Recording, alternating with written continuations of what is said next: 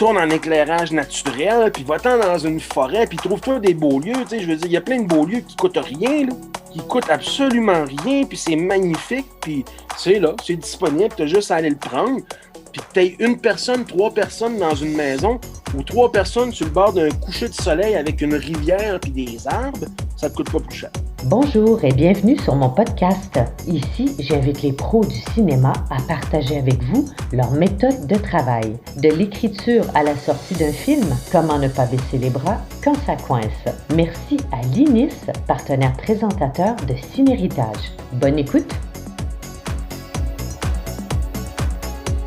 Allô, allô, test 1, 2. Allô, tu m'entends? Ah, ça fait vachement plaisir d'entendre ta voix.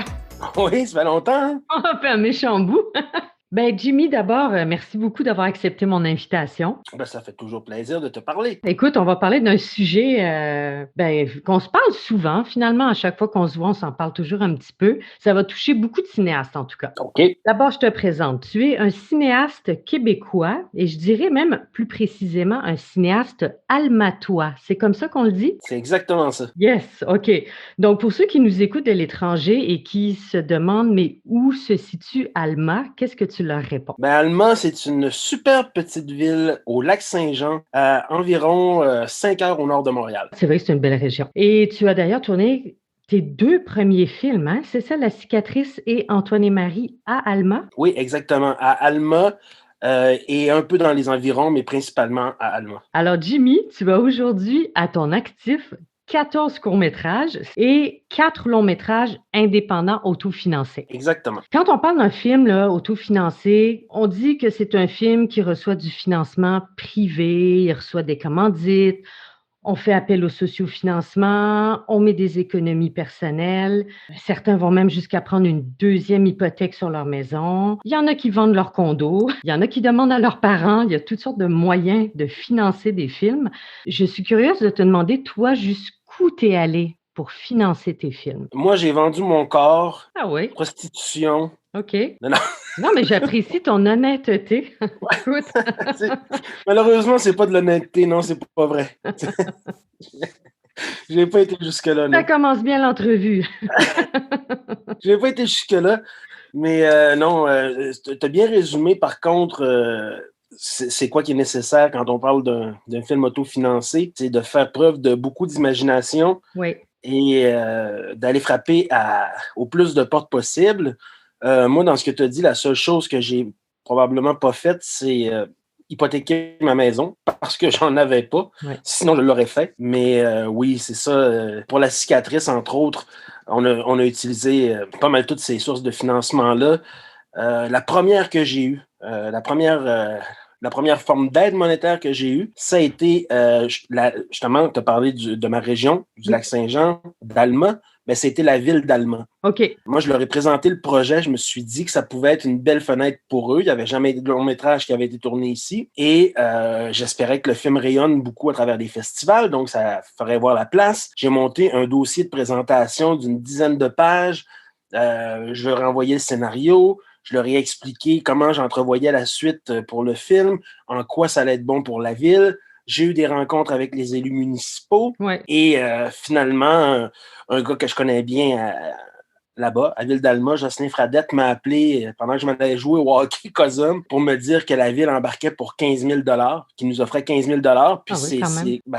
c'est quand t'as rien, quand tu pars de rien, 15 000, c'est Ben oui, immense. écoute, tu pars de 0 à 15 000, là, Oui. on le prend, on le prend. Oh que oui, on le prend, t'as même pas idée. Ça fait que ça a parti, c'est comme ça que ça a parti. Là, je me suis dit, bon, ben, j'avais déjà mis ce que moi j'avais comme économie personnelle dans le projet. Tu vois, juste te dire à quel point des fois, faut que tu uses de ton imagination. Moi, je collectionnais des cartes de hockey depuis que j'étais tout jeune.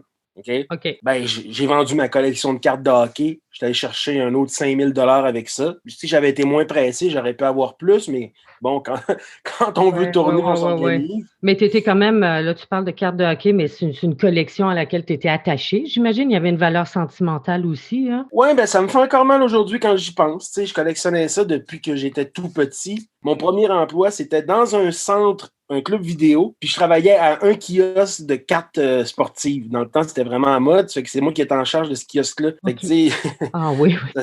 ils se sont retrouvés dans la cicatrice, les deux, ces Ah passions-là. oui, oui, oui. Mais dis-moi, Jimmy, on parle beaucoup de Alma et tout, mais est-ce que tourner à l'extérieur des grands centres urbains, là, c'est justement pas aussi une bonne façon de réduire ses coûts? Qu'est-ce que tu en penses? Ça change tout. OK. Honnêtement, là, moi, sans la collaboration des gens de la région, et je parle pas financière, là, je parle vraiment à tous les autres niveaux, le film n'aurait pas été possible. On a eu de l'aide, on a été accueillis comme des rois.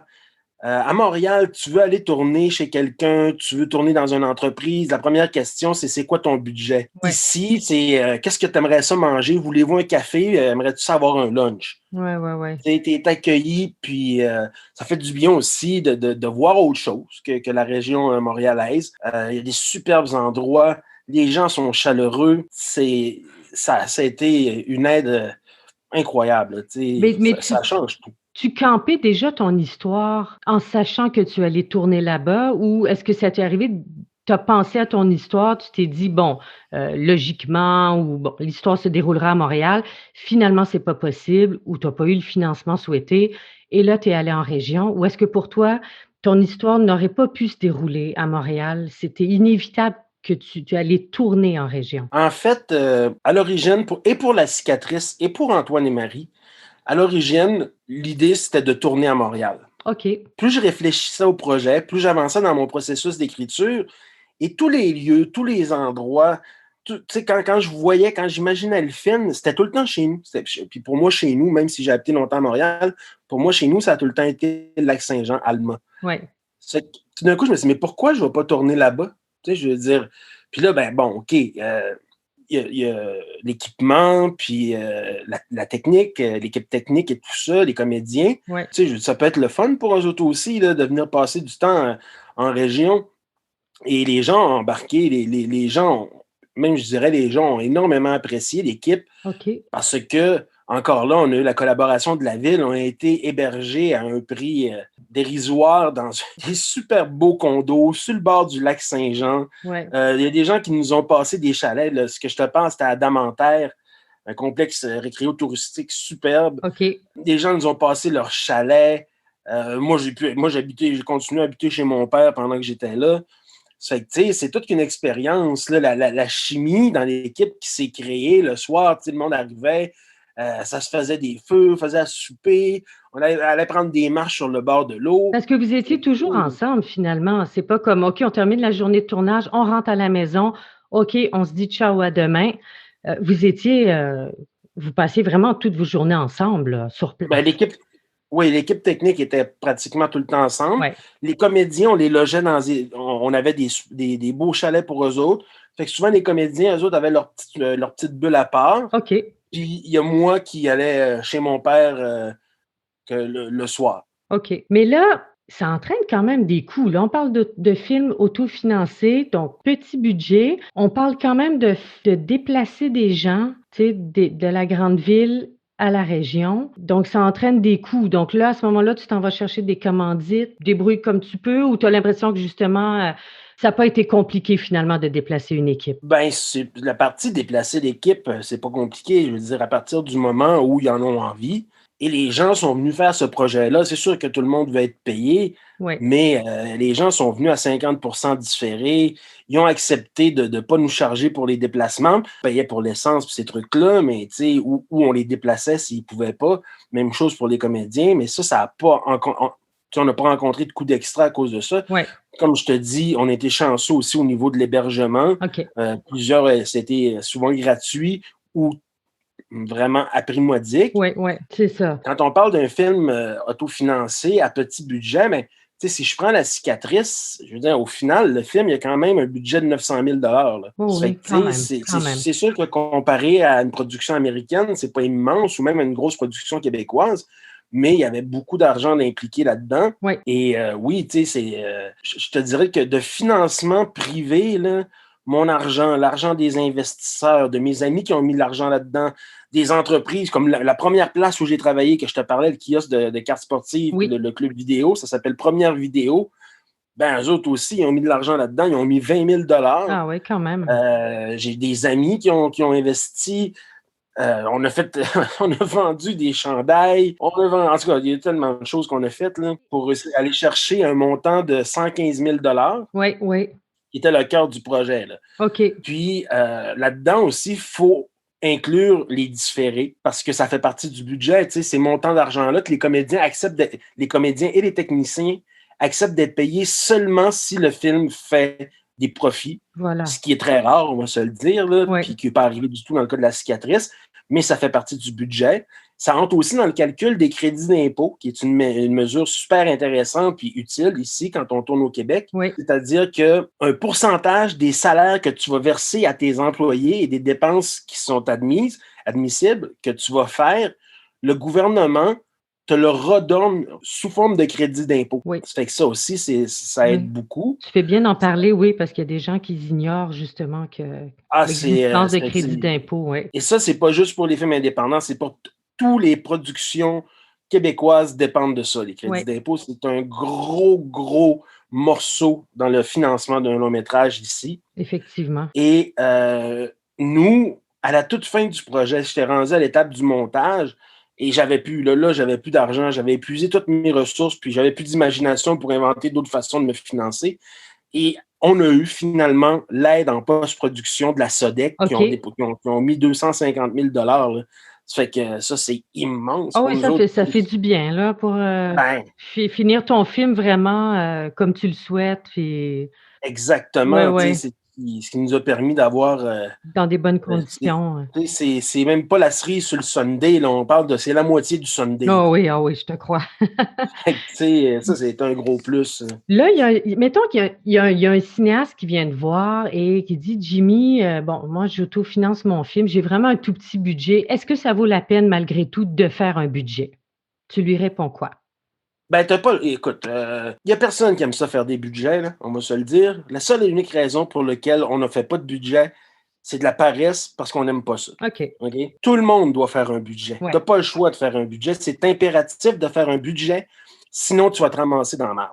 Et c'est toi qui gères ton budget? Est-ce que c'est toi qui fais ton budget sur les productions? Ben, dans mon cas, comme je te le dis, moi, j'étais producteur, j'étais réalisateur, j'étais distributeur, j'étais scénariste, fait que je touchais pas mal à tout. Ouais. Mais j'ai été me chercher, je me suis entouré de gens qui connaissaient ça. Il y avait Patricia Diaz, il y avait Sandra Daligoyer, j'avais un directeur de production, un assistant réalisateur avec qui on travaillait justement pour établir les dépenses qui allaient être nécessaires, faire un budget. Là, et moi, j'ai fait La Cicatrice, c'est un budget de 900 000.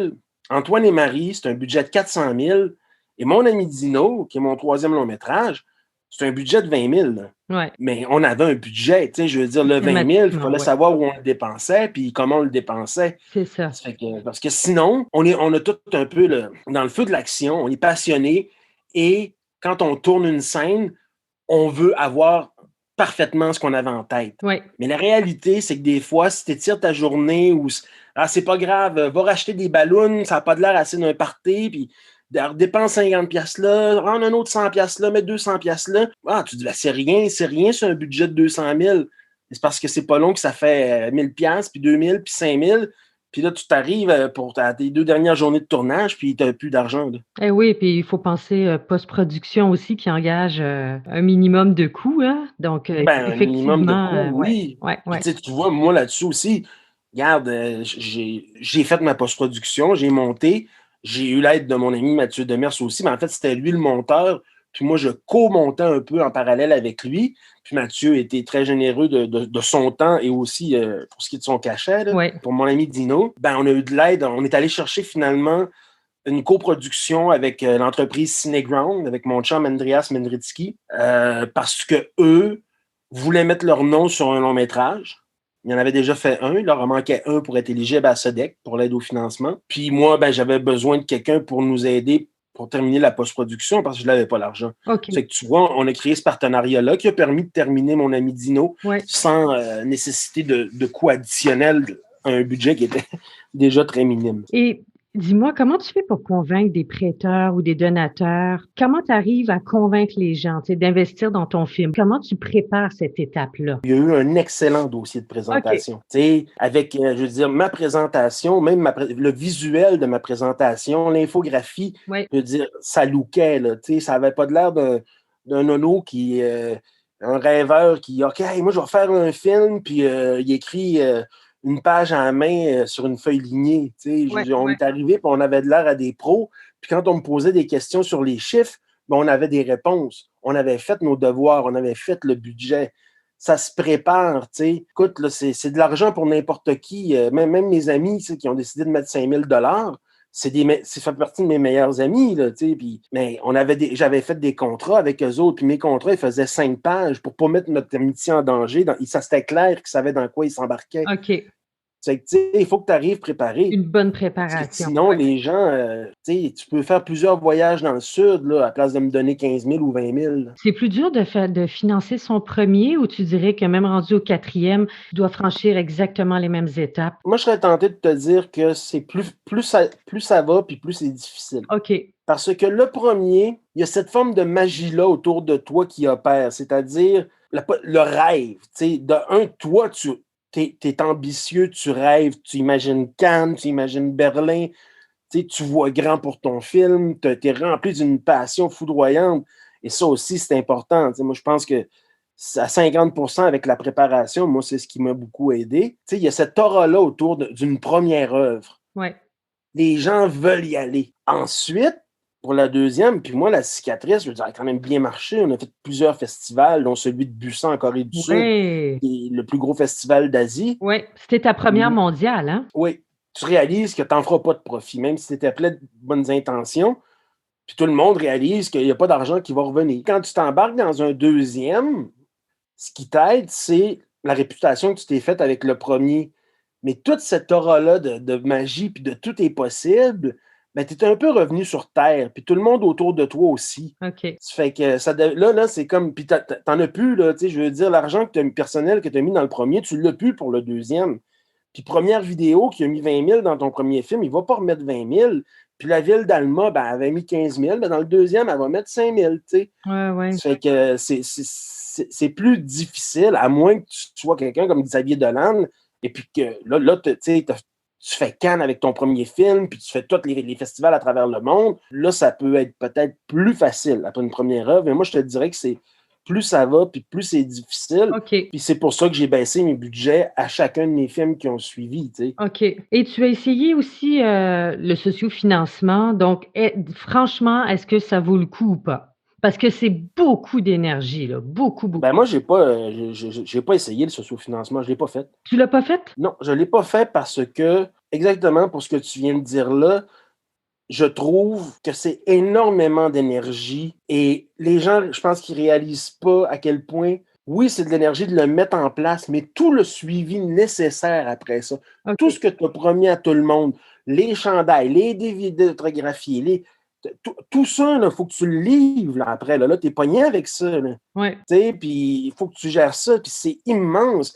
Puis tu sais, je regarde, c'est comme, tabarouette, tu sais, tout ça, tu promets trop, tu sais, genre, tu promets une casquette, un souper avec le réalisateur, puis un poster pour avoir 200 pièces. Hey, tu sais, moi, j'allais voir la ville, puis OK, c'était peut-être 2, 3 rencontres. Mettons que ça me prenait, au final, gérer ça, ça m'a peut-être pris 5 heures de mon temps, mais je suis allé chercher 15 000. Là. Tu sais, l'autre affaire va te prendre 3 heures à gérer, puis tu vas chercher 200 pièces, ouais, 300 pièces.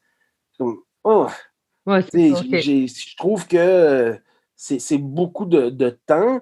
Je pense que ça peut être une bonne avenue quand même. Oui, Tu sais. À un moment donné, tu fais ce que tu as besoin de faire.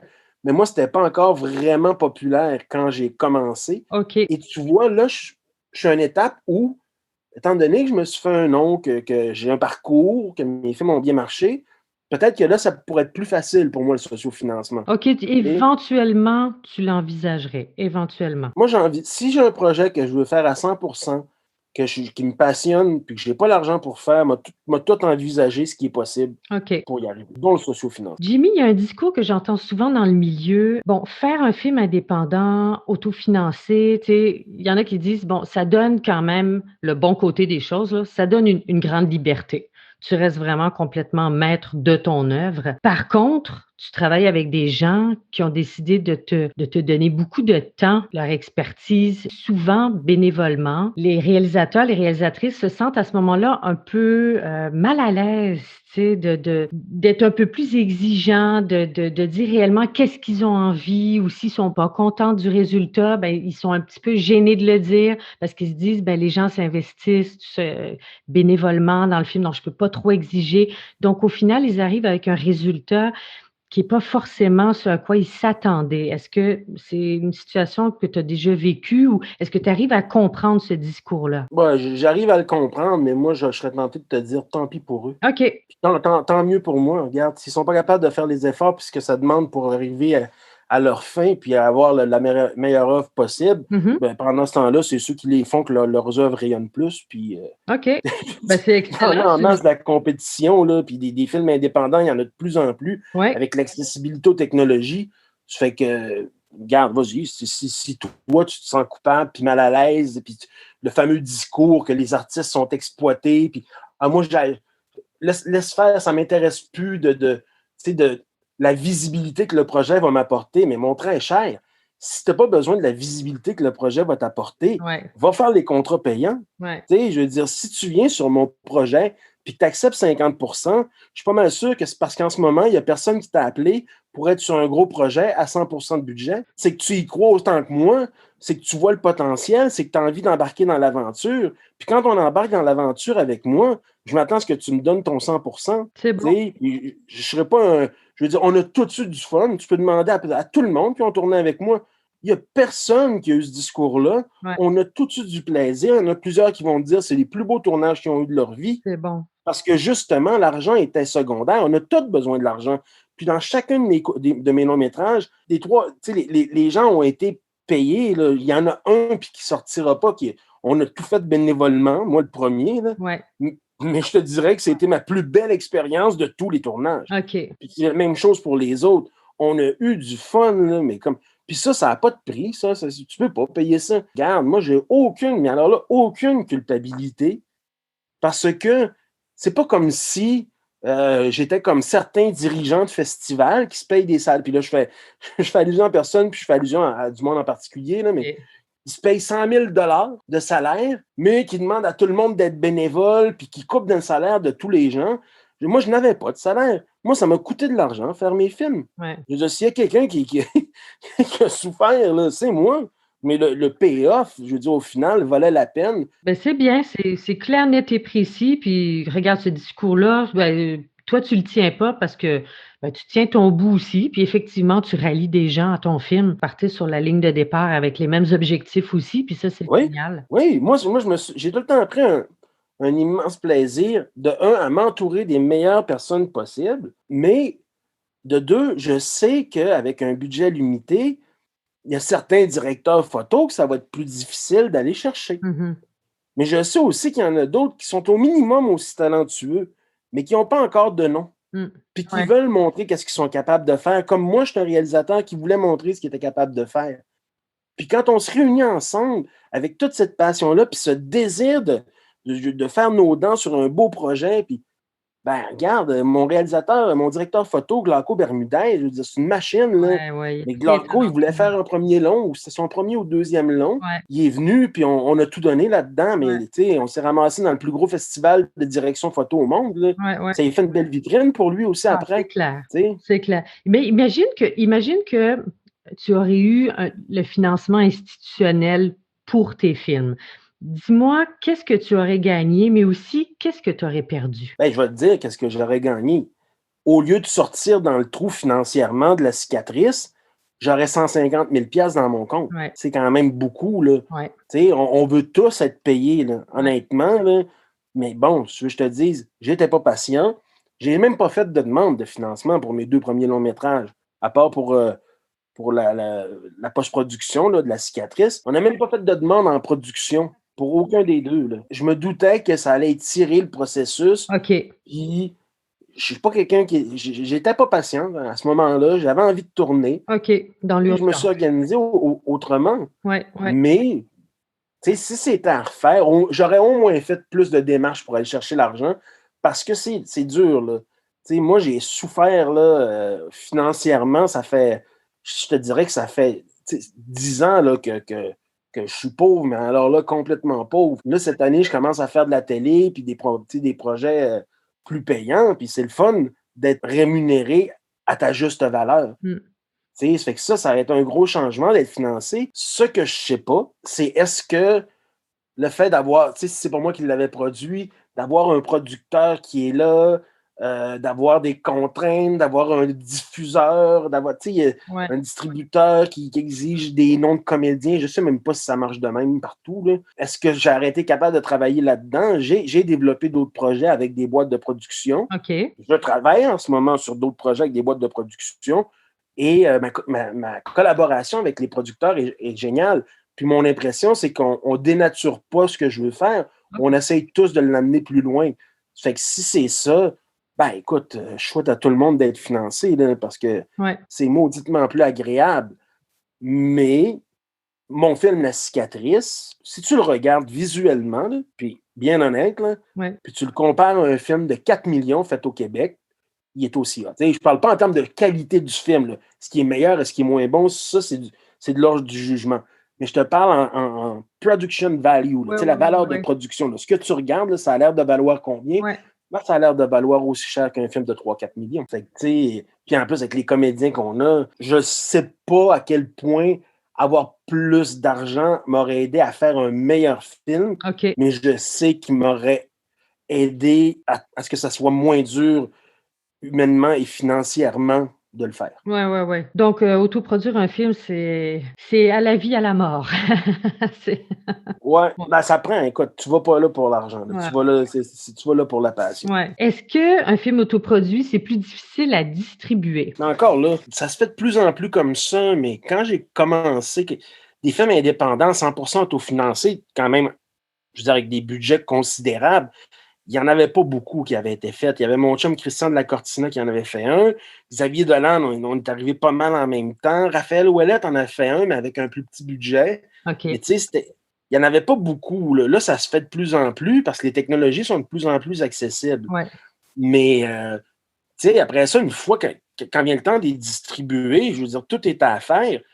Et les gros distributeurs ne voulaient pas, puis des maisons 4-3, il n'y en avait pas dans ce temps-là. Là. Ça fait que moi, ce que j'ai fait, j'ai pris le téléphone, puis je me suis auto-distribué. Je me suis parti d'une compagnie de distribution, Almafilm, Ouais.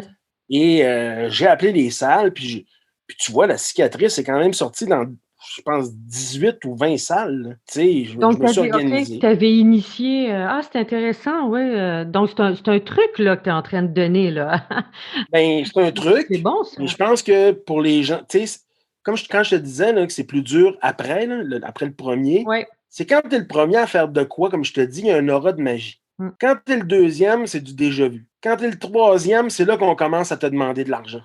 Tu comprends? Ouais, ouais. Ben là, j'ai été le premier, moi, à m'auto-distribuer. Ça, il n'y en a pas d'autres qui l'ont fait avant moi, là. Je pense OK. pas. Là. OK. Ça fait que quand j'appelais à quelque part, on me répondait. Je parlais avec les boss des salles de cinéma, je parlais avec pour les plus grosses boîtes, ben, je réussissais à parler avec les VP, puis tout ça. Puis il y avait, ils ne savaient pas trop comment gérer ça. Tout le monde me disait, mais il faut que ça soit ton distributeur qui m'appelle. Puis là, je leur dis, mais non, je suis distributeur, j'ai mon permis de distribution, je suis incorporé comme distributeur. Puis là, je leur expliquais. Ouais, ouais. Mais maintenant que moi, je l'ai fait, d'autres essaient, ou tu sais, c'est pas bien, peut-être pas inspiré par moi, mais tu sais, d'autres ont eu ces idées-là. Mais là, les salles de cinéma, ça ne leur tente pas non plus d'être envahies par des pseudo-distributeurs, là, des gens qui s'improvisent distributeurs.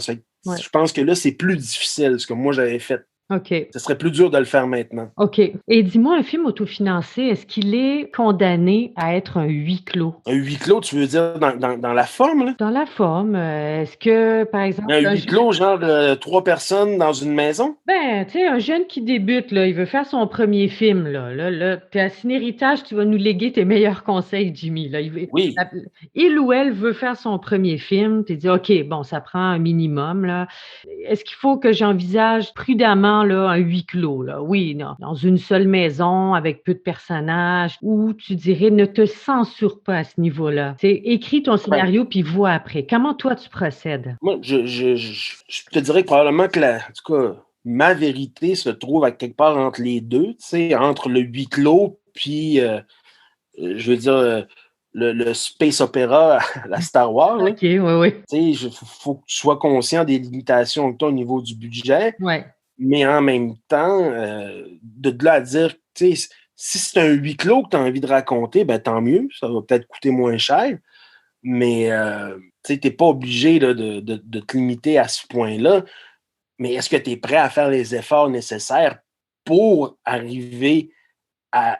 Tu sais, si tu veux une scène de manifestation dans une rue, Ouais. comme j'ai mis dans Antoine et Marie, ben, il faut que tu sois prêt à contacter les radios, puis à te faire de la promo, puis à inviter les gens à venir participer à une première expérience de tournage cinématographique un dimanche, puis à utiliser tes contacts à la ville d'Alma, puis hey, on peut-tu fermer la rue Sacré-Cœur, la rue principale, un dimanche matin? Est-ce que vous nous permettez ça? Puis, mais C'est un très, très, très bon exemple. Donc ça ça se fait. Puis regarde, ouais, Martin Villeneuve, ouais, son premier long métrage, c'est un film de science-fiction, là. Il y a des effets spéciaux incroyables là-dedans. Puis Martin, il le fait parce qu'il a travaillé fort, il a cru, puis il s'est bien entouré. ouais. Fait que, tu sais, il faut être conscient de les limitations budgétaires, mais je trouve ça dommage d'automatiquement de se placer dans une situation de j'ai pas d'argent, il faut que je fasse un huis clos. Parce que de plus en plus, on a l'impression que y a de plus en plus de gens qui se disent ça. Et c'est malsain parce que là, tu sais, ça va être dur de se démarquer avec un huis clos à un moment donné si tout le monde en vient qu'à faire ça. Ouais. Et, tu sais, moi, je te dirais, à la limite, crème, tourne en éclairage naturel, puis va-t'en dans une forêt, puis trouve-toi des beaux lieux. Tu sais, je veux dire, il y a plein de beaux lieux qui coûtent rien, là, Ouais, exact. qui coûtent absolument rien, puis c'est magnifique, puis c'est là, c'est disponible, tu as juste à aller le prendre, puis que tu aies une personne, 3 personnes dans une maison, ou 3 personnes sur le bord d'un coucher de soleil avec une rivière puis des arbres, ça te coûte pas plus cher. C'est bon. Donc, c'est beaucoup le mindset, c'est beaucoup la façon dont tu vas penser ton projet, la façon dont tu vas vouloir, déployer ton énergie justement pour le mener jusqu'au bout. Toi, je sais que tu en as beaucoup d'énergie, tu es un vrai passionné, là, je te connais assez. Mais est-ce que ça t'est quand même déjà arrivé au moins une fois, là, de dire: «Est-ce que je continue?» Tu sais, tu parlais un peu tantôt de c'est difficile de toujours faire des projets puis, tu sais, de pas avoir un salaire décent. Est-ce qu'à un moment donné, tu t'es dit: «Ben, est-ce que j'ai-tu encore la force de continuer? La force physique, la force mentale?» J'ai été épuisé au point de. Il y a 4 mois de ma vie après la cicatrice que j'ai pas de souvenirs. OK. Qui ont comme pas existé, là, je sais pas ce qui s'est passé, j'ai épuisement total. Euh, j'ai été pauvre au point, il y a quelques années, au point de me demander, bon, est-ce que je me trouve une autre job, puis je continue à faire ça, mais les fins de semaine puis les soirs. C'était le plus loin que je me suis rendu. OK, OK. Il n'a jamais été question d'arrêter. Je me suis un peu questionné, qu'est-ce que je pourrais faire d'autre dans la vie? Ouais. Je vois rien. OK. Ouais, ouais, Je vois rien. Ça fait que c'est comme, ouais. moi, je pense que j'ai trouvé ma place dans l'univers. C'est ce que j'aime. Puis je dis, je vois rien. Regarde, j'ai élargi mes horizons. J'aurais jamais pensé que j'allais me ramasser à faire de la série documentaire scientifique pour Explora, là. Ouais, ouais, ouais. Puis finalement, c'est ça que je gagne ma vie en ce moment avec ça. Puis j'adore. Ben, écoute, c'est Tu sais, extraordinaire. ma grande passion reste le cinéma. Mais ce que j'apprends en faisant du documentaire va m'être utile pour le cinéma. Ouais, ouais, Et ce que j'ai appris en faisant du cinéma m'est très utile pour le documentaire. Fait OK. que, tu sais, j'ajoute des cordes à mon arc, mais surtout, j'ajoute des bidous à mon portefeuille, puis ça fait drôlement du bien. Ben, écoute, ça, c'est normal. Écoute, en terminant, Jimmy, tu dis aujourd'hui que tu veux plus mettre tes œufs dans le même panier. Alors, moi, je veux savoir pourquoi et est-ce que c'est un des conseils aussi que tu nous donnes? Bah, regarde, c'est facile de donner ce conseil-là après avoir fait 3 longs métrages. Tu sais, si j'avais pas tout mis mes œufs dans le même panier, là, tu sais, c'est comment cette phrase philosophique-là que j'ai sortie, puis j'expliquerai pourquoi dans pas long, là. Ouais. Mais, mais si je les avais pas tout mis, mes œufs, dans le même panier pour la cicatrice, puis pour Antoine et Marie, il n'y en aurait pas de cicatrice, puis il n'y en aurait pas d'Antoine et Marie. Il n'y en aurait pas. OK? C'est parce que j'ai travaillé comme un malade là-dessus que ces films-là ont vu le jour. Sinon, il n'y en aurait pas. Ceci étant dit, Oui. par la suite, mes œufs tous dans le même panier, c'est que j'ai le projet d'adaptation du deuxième roman de Kim Thuy qui s'appelle Man. Oui. Et celui-là, j'avais trouvé des producteurs, on a fait des demandes en financement, en écriture pour le scénario.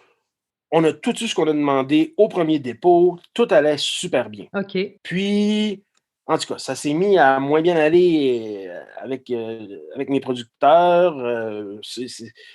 Les choses ont fait qu'on s'est séparés. J'ai dû trouver une autre boîte de production. Mais ce qui est arrivé entre-temps, c'est que ça a tellement été long, on s'était supposé avancer plus vite, puis ça n'a pas avancé aussi vite que j'aurais voulu. Mais ça a tellement été long que le premier livre de Kim Thuy-Rue, qui est son gros succès, Oui. ben là, lui, une grosse boîte de production est revenue dans le décor. OK. Et là, c'était comme, on n'a pas le choix de se tasser. Tu sais, Kim veut que Rue se fasse en premier, c'est très légitime, c'est son best-seller. Moi, je me suis retrouvé avec mon projet qui avait le vent dans les voiles, que tout allait bien et que je ne peux plus rien faire. Ah ouais. Pendant 7-8 mois après ça, tu essaies de faire en sorte que le projet avance, mais maintenant, il faut que tu fasses face à la réalité. Puis la réalité, c'est qu'il n'avance plus le projet, puis il n'avancera pas avant un mot 10 bouts. Là. Mais moi, j'avais tout mis, mais je veux dire, pour moi, c'était la suite logique. Ça allait être mon incendie, comme pour Denis Villeneuve. Là. C'était le film. J'avais fait des films qui ont bien circulé, qui ont bien marché, mais ça, c'était lui qui me faisait passer à un autre niveau. OK. Mais là, il n'y a pas eu de passage à l'autre niveau. Puis ça a été vraiment dur parce que on te fait miroiter que ça va avancer, on te fait miroiter qu'il y a de l'argent qui va rentrer pour l'écriture. Mais finalement, il n'y a plus rien qui avance. Puis là, pour vivre, emprunte de l'argent à un ami, emprunte d'argent à un autre ami, emprunte d'argent à un autre ami, emprunte. Puis là, tu te ramasses, tu as 20 000 $ de dette, puis tu n'as plus une scène en main quand même, puis tu n'as plus de projet. C'est là que j'ai eu... c'est là que j'ai C'est un dit... apprentissage, ça. Oui, c'est là que j'ai dit je ne mettrai plus jamais mes œufs dans le même panier. Ouais, ouais. Ça faisait beaucoup de sens quand je l'ai dit à ce moment-là. Mais si je repense, si j'avais pas mis tous mes œufs dans le même panier, il n'y en aurait pas eu de cicatrices, puis il n'y aurait pas eu d'Antoine et Marie, puis il n'y aurait probablement pas eu de mon ami Dino non plus. Oui, je comprends. OK. Ben écoute, je pense que tu nous as légué quand même des précieux conseils, là. Je sais que ça rejoint beaucoup de cinéastes. Financement institutionnel, il y en a beaucoup qui le désirent, mais il y en a peu qui y accèdent. Donc, on se retrouve souvent à autoproduire son film. Donc, je pense que tu nous as... Mais ton conseil ultime, Jimmy, ce serait quoi? Mon conseil ultime, c'est que l'imagination, là, ça coûte rien, puis ça, je veux dire, la valeur de ça se calcule pas, OK? Donc, faire preuve d'imagination, créer des façons de tourner que personne n'a jamais imaginé. Faites Andy Warhol de vous-même, filmez un building pendant 8 heures, bon, ben faites pas ça, là, ça a été fait. Tu sais, réinventer le cinéma à l'intérieur des besoins que vous avez. Faites un film avec un cellulaire, faites un film avec un écran d'ordinateur, retournez chercher les vieilles caméras Super 8, achetez de la pellicule, retournez monter sur une vieille table de montage, faites un film en animation. Il y a plein de façons de tourner aujourd'hui. La technologie est accessible. C'est rien que l'imagination qui est l'obstacle. L'argent ne l'est plus. Il y a moyen de faire du cinéma, de faire des grandes œuvres, des belles œuvres, avec peu de budget. Ça se fait, là. La passion en premier. Oui, la passion en premier, puis les efforts en deuxième, puis même, je te dirais, les efforts tout de suite à côté de la passion. Ouais. Parce que la passion sans les efforts, ça va pas loin. J'en connais plusieurs qui ont ça. OK. Et qu'est-ce que moi, je peux te souhaiter, Jimmy, pour les prochains temps? Un retour au cinéma. OK, oui. Je m'ennuie, j'ai vraiment hâte d'être sur un plateau de cinéma, là. Ah, écoute, je te le souhaite. Tu penses que ça peut arriver pour 2021? Non. Non? 2022? Oui, ça c'est plus possible. Mais 2021, je pense pas, puis je pense que j'ai encore des choses à faire du côté de la télé. J'ai des beaux projets aussi là. OK. Puis les projets sont pas assez avancés pour le cinéma pour cette année, mais continuent d'avancer. Ça fait que, ouais, 2022, ça serait peut-être plus possible. Ben écoute, t'es une belle inspiration, Jimmy, en termes d'autodétermination et tout, là. Soulever des montagnes là, pour faire tes films, puis moi, je t'en félicite. Merci beaucoup, mon ami, puis c'est assez hot aussi ce que tu fais. Toi, t'en es une de ces personnes-là qui réinventent la façon de faire rayonner le cinéma à travers chacun de tes projets. Ça fait que t'es la preuve que ça se fait. Là. Ah, c'est gentil. Merci, Jimmy. C'est vraiment super cool de t'avoir à Cinéritage. Merci beaucoup. C'est beau, bye bye. À bientôt. Salut. c'est déjà la fin. Merci beaucoup d'avoir consacré du temps à nous écouter. Cinéritage est également disponible sur ma chaîne YouTube. Merci de vous abonner, liker, partager et commenter. Alors voilà, j'ai déjà hâte de vous retrouver dans le prochain épisode. À bientôt et portez-vous bien.